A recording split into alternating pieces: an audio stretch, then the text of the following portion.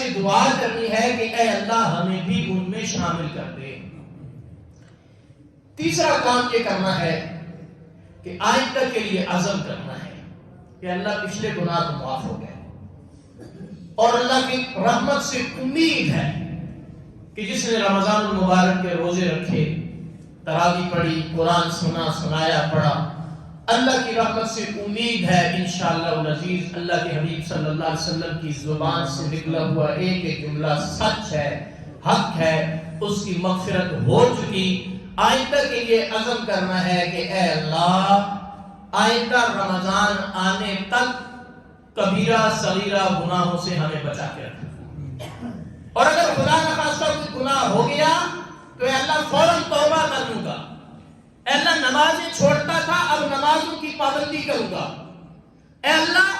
قرآن سے ہٹا ہوا تھا، قرآن سے دور تھا، اب قرآن پر عمل پیرا ہوگا، قرآن کی تلاوت بھی کروں گا، قرآن کو سیکھنے کی کوشش بھی کروں گا اور عمل پیرا بھی ہوگا۔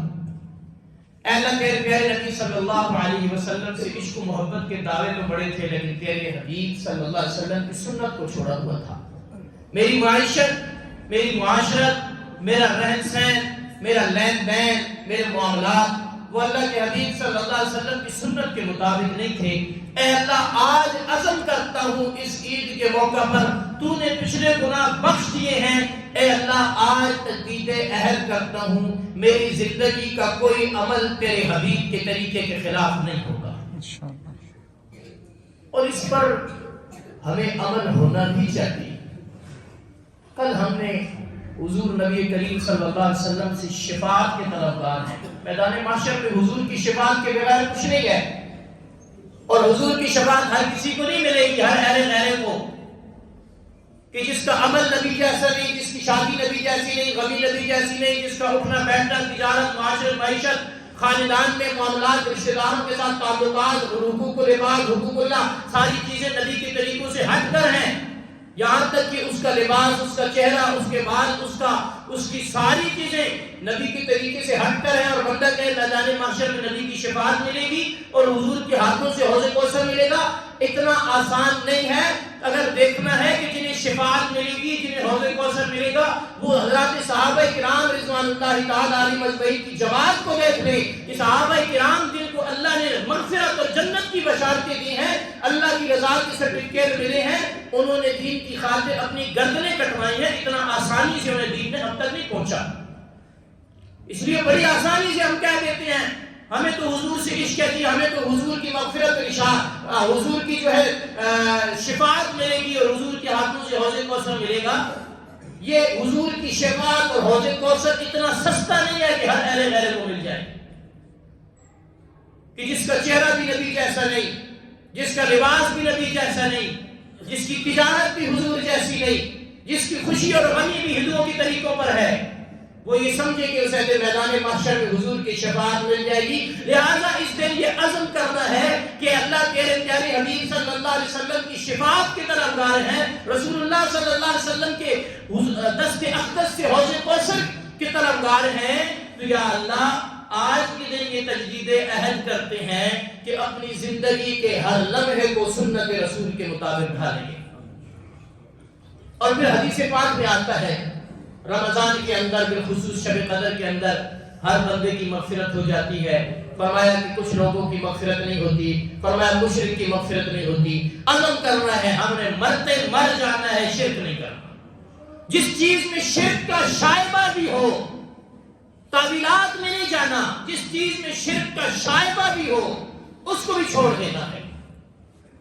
اس لیے کہ مشرک آدمی کی مغفرت شب قدر میں بھی نہیں ہوتی،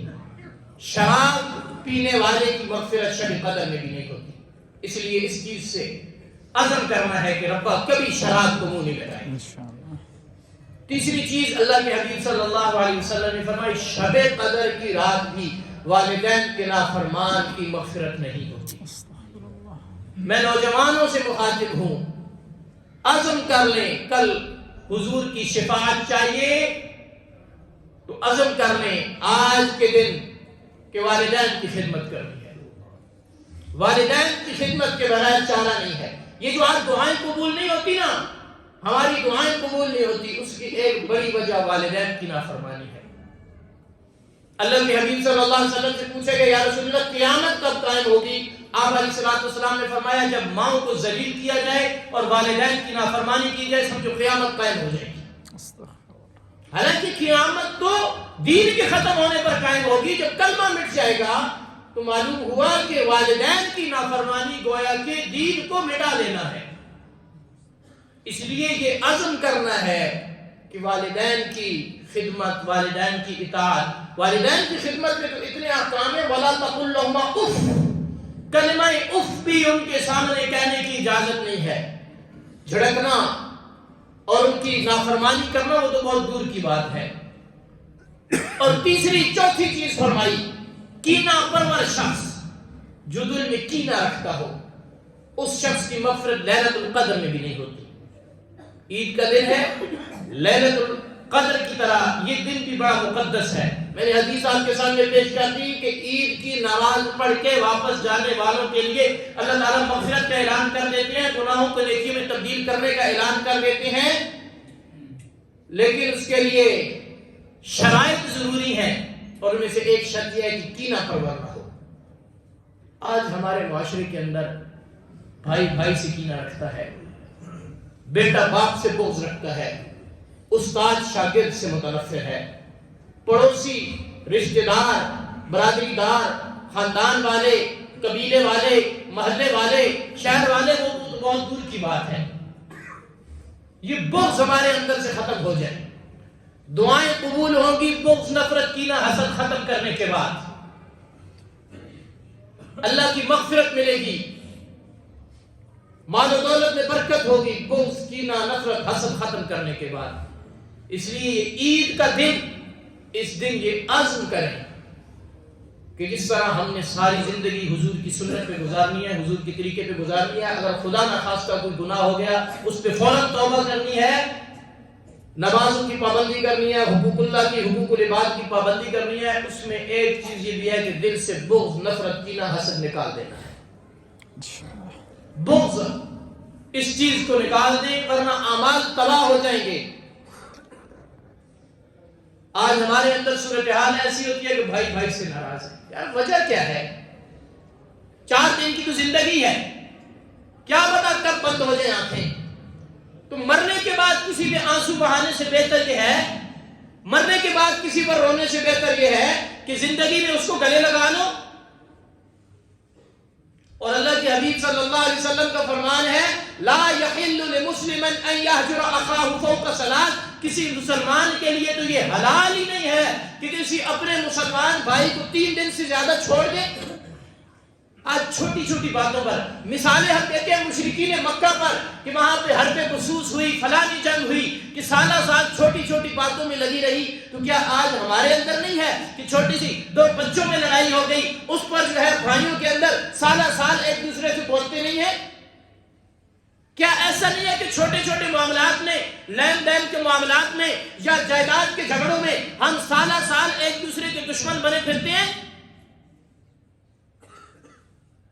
اور امید اللہ سے یہ رکھتے ہیں کہ ہمیں کل اللہ رب العزت جو ہے ہمارے روزے بھی قبول ہو جائے گی، ہمارے عید کے دن مغفرت بھی ہو جائے گی۔ فرمایا اللہ کے حبیب نے کینہ دل میں رکھنے والے شخص کی مغفرت لیلۃ القدر میں بھی نہیں ہوتی، عید کے دن بھی نہیں ہوتی۔ اس لیے یہ عزم کرنا ہے